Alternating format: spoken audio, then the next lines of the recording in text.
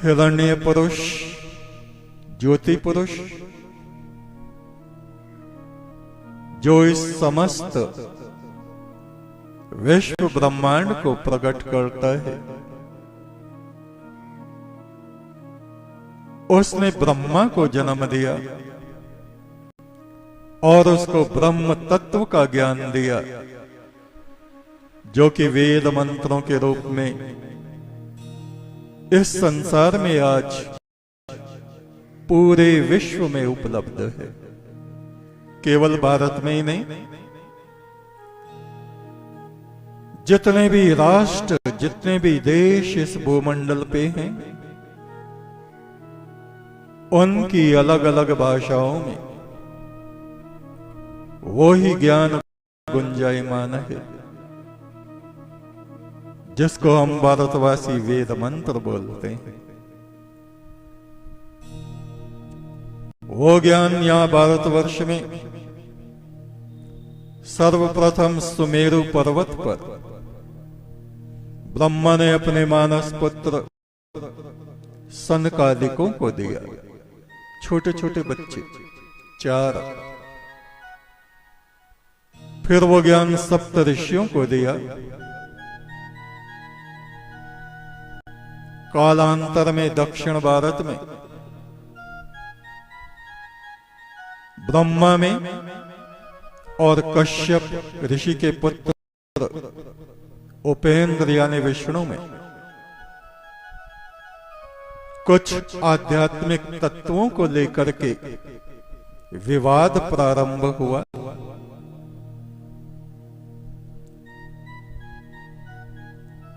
यह स्थान था अरुणाचलेश्वर,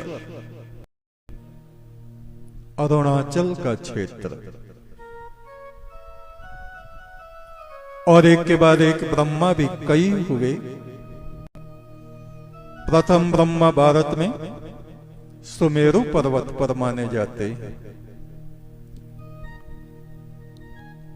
10 प्रचेता ब्रह्मा हुए। एक वो हैं जिन्होंने ब्रह्मावर्त बिठूर में धर्म राज्य की स्थापना की। उनके पुत्र मनु हुए। मनु के उत्तानपाद हुए और उत्तानपाद के पुत्र ध्रुव हुए। ध्रुव ने मथुरा में तपस्या करके मधुबन में नारायण को प्रकट किया। एक ब्रह्मा, ये पद हैं ब्रह्मा के। उन्होंने मिस्र में जैमिनी ऋषि के द्वारा सामवेद की स्थापना कराई। आर्यपुत्रों ने वहां पर राज्य किया। एक ब्रह्मा फिलिस्तीन में और मेसोपोटामिया, जिसको बाबल बोलते हैं, अब्राम के रूप में वहां हुए।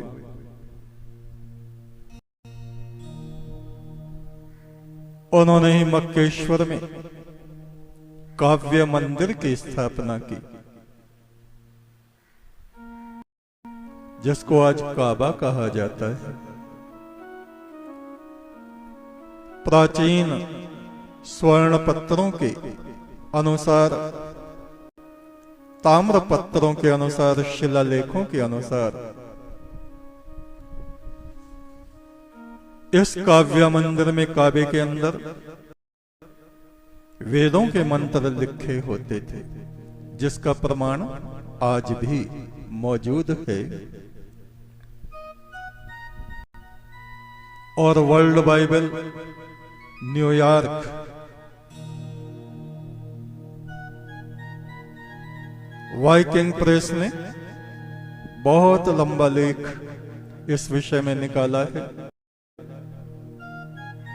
इब्राहिम ने अपने पुत्र इस्माइल के साथ ईश्वर के मंदिर काबे की रचना की। तो भारतवर्ष में विष्णु और ब्रह्मा में विवाद हुआ आध्यात्मिक तत्वों को लेके, और वो विवाद बहुत ज्यादा बढ़ गया। तब उनके बीच में एक ज्योतिर्स्तंभ प्रकट हुआ। आवाज आई, तुम में से एक इस प्रकाश स्तंभ में प्रवेश करके ऊपर को उड़ो, इसका अंत देखो कहां है। दूसरा, इसके नीचे जाओ, भूमि के भीतर जाओ, पाताल में जाओ, ढूंढो इसका अंत कहां है। नीचे की तरफ नारायण विष्णु वराह रूप बना के पैरों से, पंजों से खोदते हुए जमीन को नीचे नीचे नीचे, और हंस पर आरूढ़ होकर ब्रह्मा ऊपर ऊपर ऊपर, नक्षत्रों में, सितारों में, आकाश गंगा में। कहते हैं कितने ही बरस बीत गए, ना उसको अंत मिला ना उसको अंत मिला। बाद में दोनों वापस आए। ब्रह्मा ने असत्य बोला, मैंने इसके अंत को पा लिया। तब वहां एक रौद्र रूप धारण करके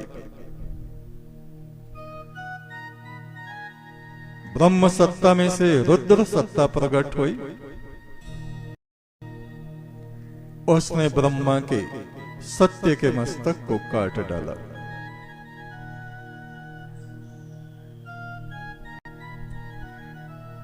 ऐसे ही मेसोपोटामिया में बाबल एक शहर है। वहां पैगंबर नूह के परिवार में चौथी या पांचवी पीढ़ी में एक राजा नमरूद हुआ। उस समय ब्राह्मण मौजूद थे।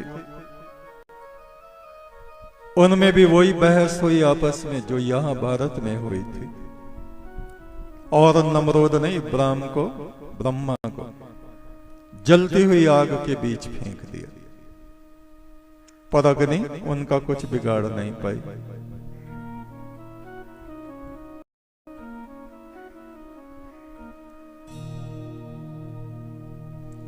एक ब्रह्मा दक्षिण भारत में कुंभकोणम एक जगह है, वहां हुए। शिवपुत्र कार्तिकेय और ब्रह्मा में आध्यात्मिक तत्वों पर कुछ बहस हुई। ब्रह्मा के भीतर पद का अभिमान रहा हमेशा।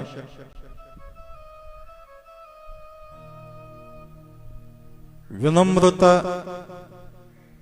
सरलता, सहजता मनुष्य को जहां ऊपर उठाती है, वहीं अभिमान उसको गिराता चला जाता है। विवाद इतना बड़ा कि कार्तिक स्वामी ने कुंभकोणम में ब्रह्मा को बंदी बना लिया। महादेव आए, उन्होंने फैसला किया।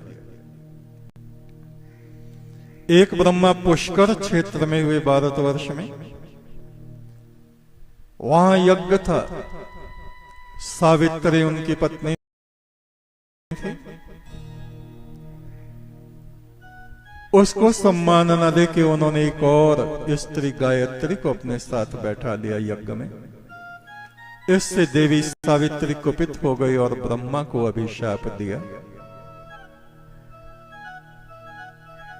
एक ब्रह्मा वो हुए कंखल में जिनके पुत्र दक्ष हुए।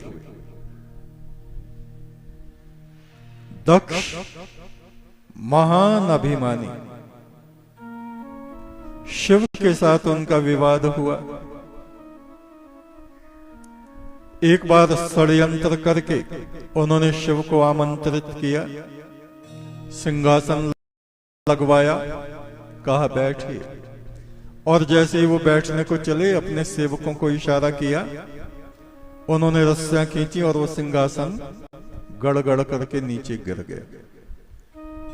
महादेव का अपमान करना उनका उद्देश्य था,